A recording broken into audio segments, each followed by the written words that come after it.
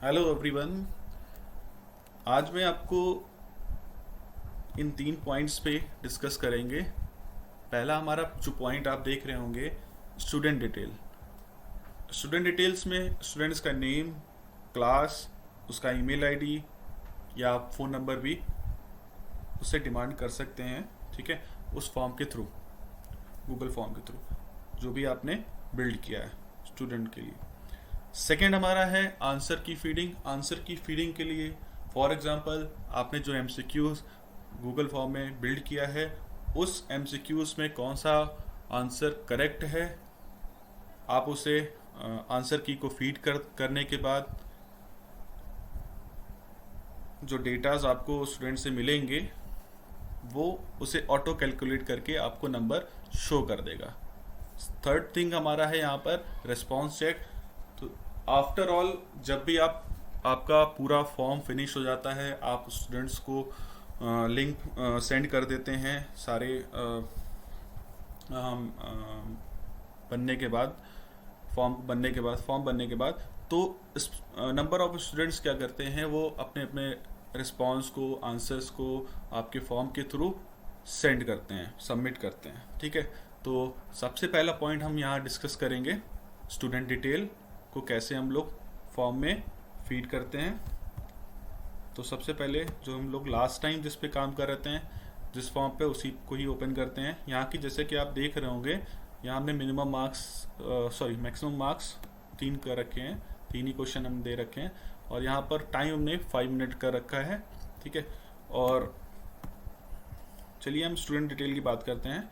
तो यहाँ पर हमने शॉर्ट आंसर्स में हमने यहाँ पर स्टूडेंट डिटेल को कैटेगराइज किया है। तो स्टूडेंट नेम का हमने हेडिंग डाल दी और यहाँ पर स्टूडेंट अपना नेम पुट कर सकता है। ठीक है, ये तो स्टूडेंट नेम की बात आ गई। अब सेक्शंस की बात करते हैं। क्लास सेक्शन, स्टूडेंट का कुछ क्लास सेक्शन भी होगा। ठीक है, तो ये हमारा थोड़ा सा एक नया फीचर है, ड्रॉप डाउन लिस्ट। जैसा कि आप वेबसाइट्स में देखते होंगे, कभी भी किसी वेबसाइट पे जाते होंगे तो वहाँ पे ड्रॉप डाउन लिस्ट आता होगा। जैसे फॉर एग्जांपल आप देखते होंगे सिटीज़ में या स्टेट जब आपको फिल करना होगा तो वहाँ पे ड्रॉप डाउन लिस्ट आती है। कुछ इसी तरीके यहाँ पर ड्रॉप डाउन लिस्ट है। तो यहाँ पर हमने ड्रॉप डाउन लिस्ट बनाई है। तो क्लास विद सेक्शन हमने हेडिंग डाल दी है। यहाँ पर ड्रॉप डाउन लिस्ट जैसे कि बनी हुई, 9th A है, 9th B है, C है, D है, E है, F है। तो यहाँ हमने F तक बनाया हुआ, आप आगे भी बना सकते हैं। फॉर एग्जाम्पल 9th G, और आगे भी आप ऐड ऑन कर सकते हैं जितने भी आपके सेक्शंस होंगे। ठीक है, तो ये आपका, ये एक्चुअली इसलिए है कि फॉर एग्जांपल अगर 9th में हमारे पास 200 स्टूडेंट्स हैं फॉर एग्जांपल, तो अब हमारे पास पेपर सभी साइंस का पेपर, साइंस बच्चे 9th में सेम पेपर पढ़ते होंगे तो उस साइंस का पेपर सेम होगा, बट बच्चे अलग अलग सेक्शंस में होंगे। तो उनको आइडेंटिफाई करने के लिए ये हमने ड्रॉप डाउन लिस्ट बनाई है। और इसका एक बेनिफिट और है, जब आप गूगल का रिस्पांस का एक्सेल शीट डाउनलोड करेंगे तो वहाँ फिर डेटा फिल्ट्रेशन में भी इसका बहुत ही इम्पॉर्टेंट रोल है। तो आगे बढ़ते हैं। स्टूडेंट मेल आईडी, इसको भी मैंने शॉर्ट आंसर की कैटेगरी में रखा हुआ है, जैसा कि आप यहाँ देख रहे होंगे, शॉर्ट आंसर की कैटेगरी में रखा हुआ है। और स्टूडेंट और बट हमने इसको यहाँ पर रिक्वायर्ड मैंडेटरी की कैटेगरी से इसको रिमूव कर दिया, क्योंकि किसी स्टूडेंट्स के पास मेल आईडी होगी या नहीं होगी। ठीक है, तो इसलिए हमने इसको यहाँ पर हटा के रखा हुआ है। तो ये इसका हम प्रीव्यू ज़रा चेक करते हैं यहाँ पर। अब देखिए, ये यहाँ पर जो हमने स्टूडेंट डिटेल की डिमांड करी थी वो कुछ इस तरीके है इस फॉर्म में। ठीक है, जैसे कि फॉर एग्जांपल अब हम यहाँ भर देते हैं सेक्शन, फॉर एग्जांपल हमने डी तक ही करा था। स्टूडेंट ईमेल आईडी मैंडेटरी नहीं करी थी, जो भी मैंडेटरी होगा उसमें एस्टेरिक ये साइन होगा। अब हमने यहाँ पर पेपर को सॉल्व करना शुरू कर दिया।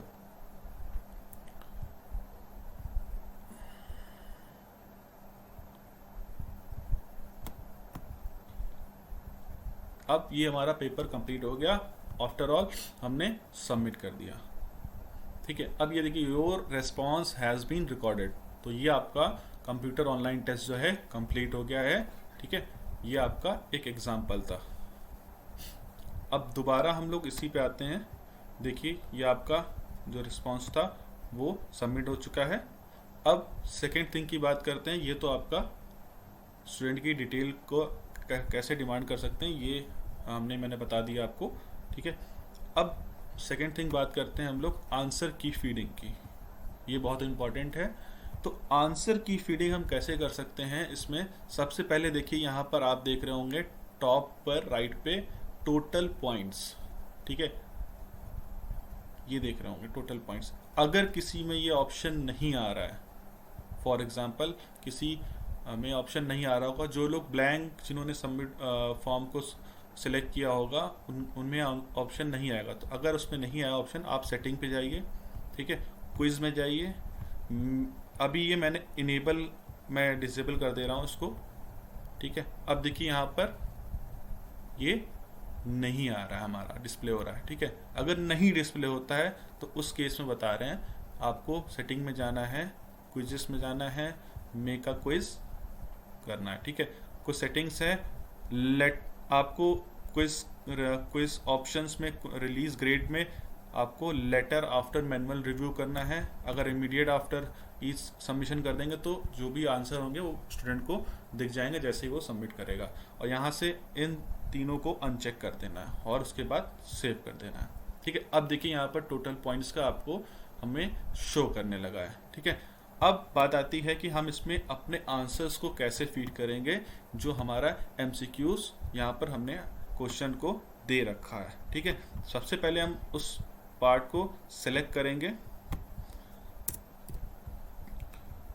अब देखिए यहाँ पर आप देख रहे होंगे आंसर की ऑप्शन आ गया।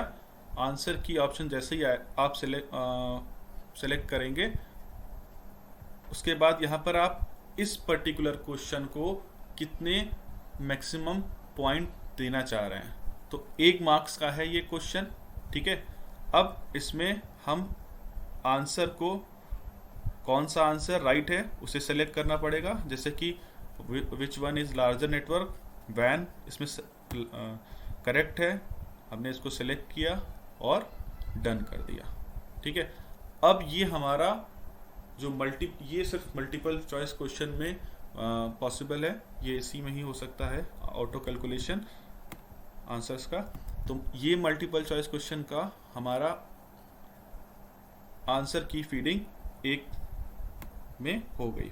अब नेक्स्ट में हम देखते हैं क्वेश्चन में सेम थिंग में आते हैं, इसको सेलेक्ट करते हैं और उसके बाद आंसर की ऑप्शन को सेलेक्ट करते हैं। सेलेक्ट करने के बाद ये भी 1 नंबर का है क्योंकि हमने मैक्सिमम मार्क्स 3 रखे हैं, तो ये भी 1 पॉइंट रखा है। और इसमें हमारा आंसर कौन सा है, यूनिफॉर्म, वो full form of URL is uniform resource locator. Yes, ये राइट है हमारा आंसर, इसको हमने डन कर दिया। 3rd नंबर पे आते हैं आंसर पे, क्वेश्चन पे, sorry. WWW stands for world wide web. ये हमारा सबसे पहले हमको आंसर की पे सिलेक्ट करना पड़ेगा। 1 नंबर का हम है ये, वर्ल्ड वाइड वेब पे सिलेक्ट किया, डन। अब ये हमारी आंसर की फीडिंग हमारी हो चुकी है सारी।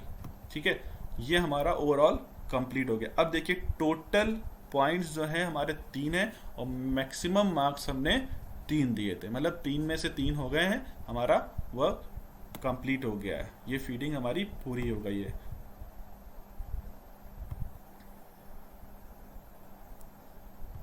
अब फॉर एग्जांपल मार्क्स, हमने मैक्सिमम मार्क्स, आप इसको क्रॉस चेक भी कर सकते हैं। मैक्सिमम मार्क्स हमने 3 दिया हुआ है और फॉर एग्जांपल अगर हमने किसी क्वेश्चंस को 2 मार्क्स दे दिए हैं मैक्सिमम मार्क्स, तो वो यहाँ पर टोटल पॉइंट पे आपको शो हो जाएगा। तो आप कहीं इसको चेक भी कर सकते हैं, क्रॉस चेक भी कर सकते हैं इस तरीके।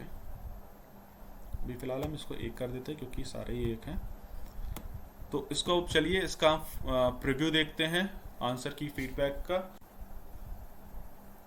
देखिए यहाँ पर सेम एज इट इट आपको शो होगा। ठीक है, बस आपको यहाँ पर पूरा फॉर्म को सबमिट करना है। और जैसे कि हम यहाँ पर एक फॉर्म को फिर से सबमिट कर लेते हैं।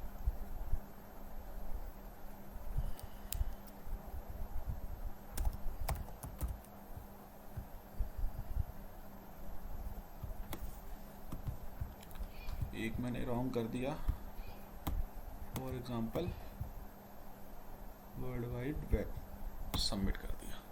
अब ये रिस्पांस आपका सबमिट हो चुका है। अभी देखिए यहाँ पर कोई भी आंसर नहीं शो कर रहा है, क्योंकि मैंने वहाँ पर आपको एक सेटिंग बताया था कि वहाँ पर जब तक आप टिक नहीं करेंगे तब तक उसके स्टूडेंट्स को यहाँ पर उसके आंसर्स सबमिट के बाद नहीं दिखेंगे।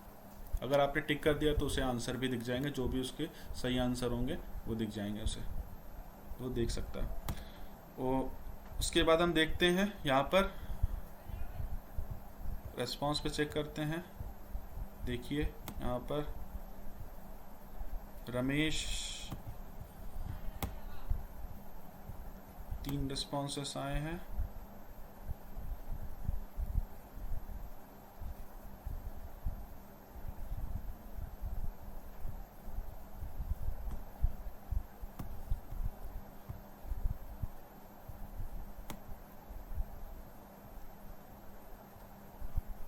या आप रिस्पॉन्सेस देख सकते हैं इसका।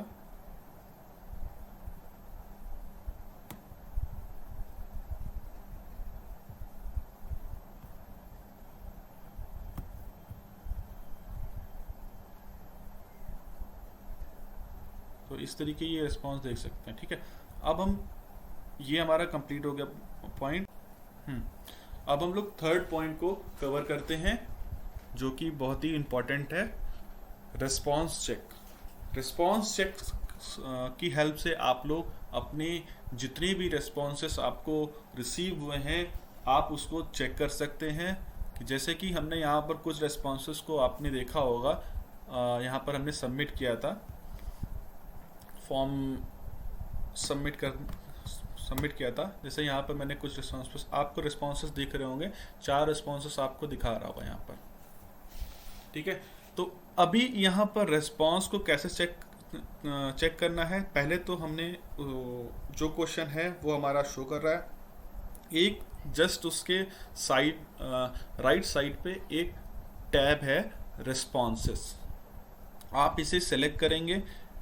ठीक है, तो जैसे ही आप यहाँ पे देखेंगे आप इसका समरी देख सकते हैं इस रिस्पॉन्स का, जो जितने भी रिस्पॉन्स आपको रिसीव हुए हैं, कौन कौन से स्टूडेंट्स ने इसे फिल किया था, उसका नेम यहाँ डिस्प्ले हो जाएगा, कितनी क्लास के स्टूडेंट्स ने यहाँ पर डेटा दिया है, तो ये भी आपको परसेंटेज में भी शो हो जाएगा।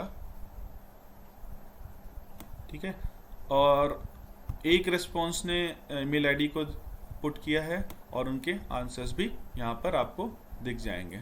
ठीक है, और यहाँ पर आप देख सकते हैं कि इसे अगर हमें एक्सेल शीट में डाउनलोड करना है रिस्पॉन्स को, जो भी हमारा ये रिस्पॉन्स ओवरऑल हमें एक्सेल शीट, तो हमें सबसे पहले रिस्पॉन्स में क्लिक करना है। रिस्पॉन्स में जाने के बाद हमें यहाँ पर आप ये 3 डॉट्स देख रहे होंगे, इस 3 डॉट्स को हमें क्लिक करना है और उसके बाद डाउनलोड CSV फॉर्म को हमें क्लिक करना है। उसके बाद ये ऑटो डाउनलोड हो जाएगा जिप फाइल में, इसे हमें ओपन करना है। ये एक्सेल फॉर्म में होगा। ठीक है, अब ये देख रहे होंगे आप यहाँ पर जितने भी हमारे डिटेल्स हैं ये शो हो रहे हैं। देखिए क्लास वाइज राहुल कुमार, रमेश था 9th D का, सॉरी राहुल कुमार थे यहाँ पर 9th D के, ये भी एक स्टूडेंट ने यहाँ पर अपना ईमेल दिया था।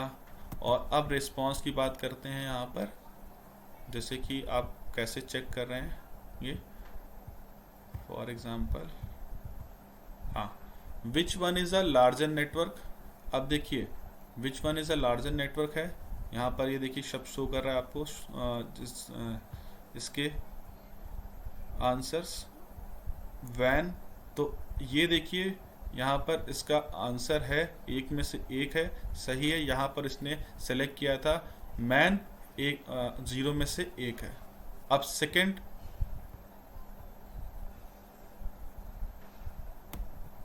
में भी इसका आंसर है स्कोर है। देखिए नेटवर्क है, ये इसका आंसर है, ये स्कोर है, ये फीडबैक है। तो फीडबैक कुछ ऐसा कुछ था नहीं, तो हमने स्कोर देखना है, तो हमने स्कोर को इसको सिलेक्ट देख लिया।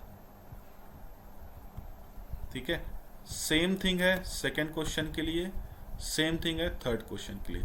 तो आप इस तरीके सारे यहाँ पर फॉर्मूला लगाकर नॉर्म छोटा सा सम का फॉर्मूला इंसर्ट करके आप नेम वाइज कैलकुलेशन कर सकते हैं, क्लास वाइज कैलकुलेशन कर सकते हैं। ठीक है, फॉर एग्जांपल यहाँ पर क्लास सेक्शन है, हमने यहाँ पर फिल्टर लगा दिया और डेटा फिल्टर।